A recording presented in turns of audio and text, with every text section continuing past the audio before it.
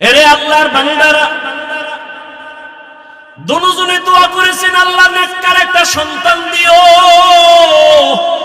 আল্লাহ তাআলা স্বামী আর স্ত্রীর দোয়া কবুল করে একটা সন্তান দান করলেন। সন্তানটার একটা ভালো নাম রাখলেন, বড় বানাইলেন, এলেম শিখাইলেন, আল্লাহর দ্বীনের বুঝ দিয়া যখন দিলেন, অল্প বয়স হতে না হতে এই মা বাবার সন্তান মা বাবার আদর্শ পাইয়া এত বলিষ্ঠ কণ্ঠওয়ালা হয়ে গেল। এখন এই ছেলেরে যে দেখে ভয় পায়, এই যুবক ইসলামের এমন এক ঢাল হয়ে গেল। মিশরের জমিনে দেখে জালেমরা জুলুম করে, হাতটা দিয়া যখন থাবা দিছে, মিশরের ক্ষমতা হাতে। ওই সিরিয়ার ভিতরে যখন জুলুম চলে, গিয়া যখন হস্তক্ষেপ করলো, সিরিয়ার জমিনটা দ্বীনের উপরে পুরাটা টাইট করে ফেললো। ওই যুবকের নাম জানে না এমন কোন ইতিহাসবিদ নাই। ওই মা বাবার ওই সন্তানটা জমিনে দৃষ্টান্ত কায়েম করে গেল। এই ইতিহাসবিদরা সবাই নামটা জানো। যুবকদের বলবো বাসায় গিয়া নামটা সার্চ দিয়া গুগলে ঘটনাটা রাত্রে বইরা দেখো। ওই যুবকের নাম বাদশাহ, বড় একজন দামি বাদশাহ, যুবক পাওয়ারওয়ালা, ইসলামের ঢাল। ওই বান্দার নাম হলো সালাউদ্দিন আইয়ুবী রহমাতুল্লাহ আলাইহি। এই নামটা জানেন না? আজকে গুগলে সার্চ দিয়ে দেখবা সালাউদ্দিন আইয়ুবী কে, কেমনে সালাউদ্দিন আইয়ুবী হলো। এরে আমার কলিজার যুবক, কেমন মায়ের সন্তান সালাউদ্দিন আইয়ুবী, কেমন বাবার সন্তান সালাউদ্দিন আইয়ুবী। এরে আব্বা জানেরা, আম্মা জানেরা, আপনার সন্তানের কি হালাত? আপনার সন্তানের চেহারা দিয়ে তাকাইলে কেন মায়া লাগে না? চেহারায় কেন আলো নাই, মায়া নাই, নূর নাই? আপনার ছেলেটা কেন দেখলে আমাদের সালাম দেয় না, মা বাবার জোতা সোজা করে না? আপনার সন্তানটা কেন এত দুর্বল, শিক্ষকের সাথে কেন বেয়াদবি করে? অবশ্যই আপনাদের দুর্বলতা আছে, এখনো সময় আছে, তওবা করেন। আল্লাহর কাছে মা বাবার দোয়া খালি ফেরত যাবে না, আল্লাহর কাছে দোয়া করেন। ও পর্দার আড়ালের আম্মা জান, একটা নেককার সন্তানের মা বাবা হয় কবরে যান, ডাক্তার বানান, আল্লাহর কাছে দোয়া করেন আদর্শ ডাক্তার হোক। ইঞ্জিনিয়ার বানাবেন, বাধা নাই, তবে বেয়াদবি যেন না করে। প্রফেসর বানাবেন, বেয়াদব যেন না হয়। আপনার সন্তান যদি আদবওয়ালা আদর্শবান ডাক্তার হয়, জীবনটা ধন্য হবে। ডাক্তারি করবে, কোরআন তেলাওয়াত করে মা বাবার জন্য দোয়া করবে। এমন ডাক্তার আছে না নাই? এরে আব্বা জানেরা, আপনারাও দোয়া করেন। আপনার মতো কত বাবা 5 বেলার নামাজ মসজিদে আদায় করে, 1 বেলার নামাজও ছাড়ে না। আপনারা বুড়ারা কেন এখনো নামাজ পড়েন না? নামাজ ছাড়া আমার আল্লাহর জান্নাত পাওয়া যাবে না, নবীর সুপারিশ পাওয়া যাবে না। ও আমার কলিজার যুবক বাবারা, সৈয়দ সালাউদ্দিন আইয়ুবীর মতো যদি জীবনটা চাও, আল্লাহ তোমাকে দিয়ে জীবনে তো কত গুনাই করছো। মনে চাইছে দাড়ি রাখবা না, কেটে ফেলেছো। মনে চাইছে নামাজ পড়বা না, পড়ো নাই। মনে চাইছে পার্কে পার্কে দৌড়াবা, দৌড়াইছো। আর কত মরণের ভয় অন্তরে জমা করে তওবা করে নাও। মনে মনে আমার আল্লাহকে বলো, হে আল্লাহ, জীবনে কত নামাজ ছাড়লাম, দাড়ি কাটলাম, বেপরদায় চললাম, আর কত মরণ জানি কোন দিন হয় বলা যায় না। ও আল্লাহর জীবনে গুনাহ নিয়ে কবরে যাব না, আর মা বাবার বরদোয়া নিব না।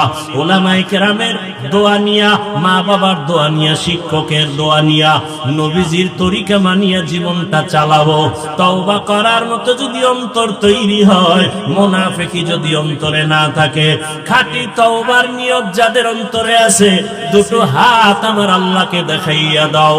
আয় আল্লাহ, আমাদের হাতগুলো কবুল করে নেন, তওবা কবুল করে নেন, তওবার উপরে মজবুত হইয়া চলার মতো তৌফিক দান করেন, আমিন। আল্লাহ হেদায়েত দান করুন। বলার দায়িত্ব বলতেছি, মানবেন কি মানবেন না সেটা আপনাদের বিষয়। বিয়ে করা এত সোজা না, আবার এর হক আদায় করা আরো কঠিন।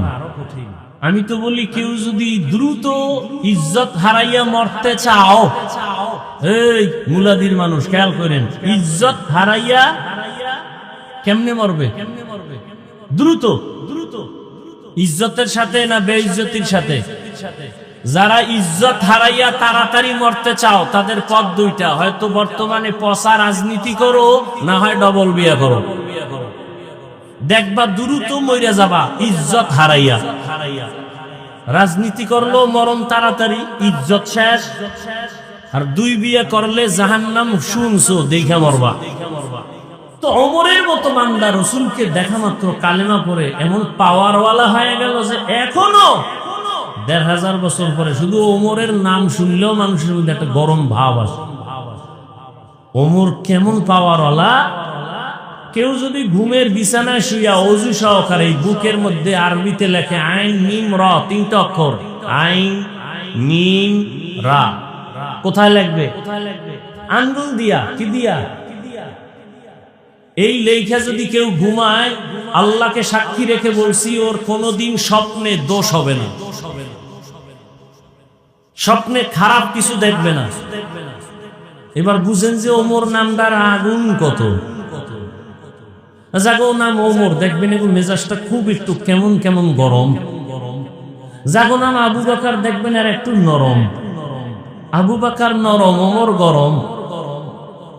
হেদায়েত বড় কঠিন জিনিস। বলতেছিলাম বসছেন বেহেশতের বাগানে, মোবাইল নিয়ে করতেছেন ছবি, কবিরা গুনাহ। পৃথিবীর কোন মুফতির বাবার ক্ষমতা নেই কথার বিপরীত কোন ফতোয়া দিবে। অনর্থক ছবি তোলা হারাম, হারাম, হারাম। আল্লাহ মোবাইলের গুনাহ থেকে আমাদেরকে হেফাজত করেন। ওয়া আম্মা মান খাফা মাকাম রাব্বিহি ওয়া নাহান নাফসা আনিল হাওয়া ফাইন্নাল জান্নাতা হিয়াল মাওয়া। আল্লাহ বলেন হাসরের ময়দানে দাঁড়াইয়া আমার আদালতে হিসাব দেওয়ার ভয়ে যারা দুনিয়ায় নিজেদের গুনাহ থেকে বাঁচাবেন, আল্লাহ ওয়াদা করেছেন আমি তাদের বিনা হিসাবে জান্নাত দিয়ে দিব। قال رسول الله صلى الله عليه وآله وسلم اتق المحارم تكن أعبد الناس। নবীজি বলেন হারাম থেকে নিজেকে বাঁচাও, মানুষের সামনে তোমার মর্যাদা বেড়ে যাবে। হারাম থেকে নিজেকে বাঁচাও। খানার বেলায় হারাম থেকে বাঁচো, কথার বেলায় হারাম কথা কানে নিও না। গীবত করা যেমন হারাম, গীবতের কথা কানে শোনাও হারাম। গালি দেওয়া যেমন হারাম, গালির আওয়াজ কানে নেওয়াও হারাম। মদ পান করা যেমন হারাম, মদের ব্যবসা করাও হারাম। হারাম থেকে নিজেকে বাঁচাও। যেই জিনিস দেখা হারাম, ওই জিনিস থেকে নিজের চোখরে বাঁচাও। আর এই হারাম থেকে বাঁচানোর জন্য একটা মেডিসিনের দরকার। ওই মেডিসিন হলো আল্লাহর প্রতি বান্দার ভয়। আর কেদারত খৌফে হকদার দিল মাতাম জান্নাতুল মাওয়া দেহদ রামাকাম জুজবা হাতাচি জয় মখাজ ইনসুজা ফজলে ওয়া মস্তে দর জুমলা জাহা। কার ভয়? কার ভয়? এখানে যারা বসে আছেন সবাইকে যদি আমাকে প্রশ্ন করি, আপনারা কারা কারা আল্লাহকে ভয় করেন? বাঙালি এত বড় চালাক, নামাজ না পড়লেও বলবে আমরা 4 হাত পা উঁচু করে বলবে আল্লাহকে ভয় করি। অথচ এখানে এমন আশিকে রাসূল বসে আছেন, আজকে ফজরের নামাজ পড়েন নাই, জোহর পড়েন নাই, আসর পড়েন নাই, মাগরিব পড়েন নাই, এশার নামাজও পড়ে নাই। মোনাজাতের পরে আবার বাড়ি যাইয়া মোবাইলটা চালাবে সারা রাত, ফজরও পড়বে না, সেও বলবে আল্লাহকে ভয় করি। বলবে না? বলবে হুজুরদের থেকেও বেশি ভয় করি। আসলে আল্লাহর ভয় কি জিনিস আমরা এখনো হাকিকত নিয়ে চিন্তা করি না। একটা মানুষ সাপ বড় ভয় পায়, তার হাকিকত হলো সাপ দেখলে দৌড়ায় যাবে, সাপের কাছেও যাবে না। ঘুমের মধ্যে মাঝে মাঝে লাফ দিয়ে উঠে ভয় বলে সাপ সাপ। ঠিক যারা আমার আল্লাহকে ভয় করবে, ওই বান্দা জীবনে গলায় ছুরি লাগবে, কখনো গুনার কাছে যাবে না। আপনারাও মুসলমান, আমিও। কথা বলেন না কেন? আপনারা যেই মুসলমান আমিও সেই মুসলমান। সত্য কথা বলেন, স্বীকার করেন আপনাদের আল্লাহ আর আমার আল্লাহ দুই না এক? না আপনাদের আল্লাহ আলাদা? সবাই খেয়াল করতেছেন তো? আপনাদের নবী আমার নবী। এই যুবকরা কথা কও না কেন? আপনাদের কাবা আমার কাবা, আপনাদের ধর্ম আমার ধর্ম, আপনাদের কালেমা আমার কালেমা, আপনাদের কোরআন আমার কোরআন। দুনিয়াতে আপনি আমি আসছি, সিস্টেম আলাদা না এক? না শুধু মুলাদির মানুষ লঙ্গি পরে আসছেন? সব এক। বিদায় বেলা কাফন, সব কাফনের সংখ্যা তাও কি? আমারও 3 কাফন, আপনাদেরও 3 কাফন, মহিলাদের হবে 5 কাফন, কালার হবে আলাদা। আমাদের হুজুরদের কালার একরকম, আপনাদের মরণ কালে কাফনের কালার আর একরকম। সবে কি কালার হবে সবাই বলেন? কাফনের উপরে লেখা থাকবে বড় হুজুরের লাশ, তাবলিগলার লাশ। তাহলে মাস্তানির বাহাদুরি করে লাভ কি? আজকে আমি বক্তা বক্তা বড় ভাব দেখাই, আমি বড় বক্তা, আপনি শ্রোতা, আমি বড়, আপনি বড় ডাক্তার, আমি রোগী। এই যে যত ভাব, আপনি টাকাওয়ালা আমি গরিব, যত ভাব দেখাই না কেন, কাফনের ভেতরে ঢুকার পরে বাহাদুরি সব শেষ। কোটি টাকার মালিক দেখো অভাব হয় না দূর, গরিবে ঘুমায় আরাম করে মনটা বাহা।